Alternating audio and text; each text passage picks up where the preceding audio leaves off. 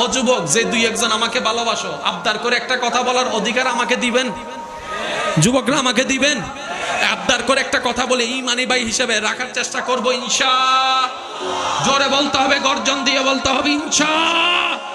ইনশাআল্লাহ। আজকে থেকে মনে প্রাণে বিবেকে ব্রেইনে সব জায়গায় একটা কথাই মাহফিল থেকে বসাই লয়ে যান।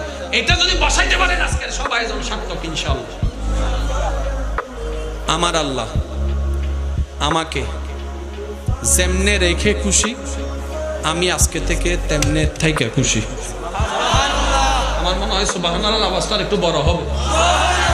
আমার আল্লাহ আমাকে যেমনে রেখে খুশি, আজকে থেকে আমি বান্দা সেভাবে থেকে খুশি। আমার কোনো আপত্তি, আমার কোনো আফসোস, আমার কোনো হা হুতাশ, আমার কোনো মন খারাপ, আল্লাহ খুশি।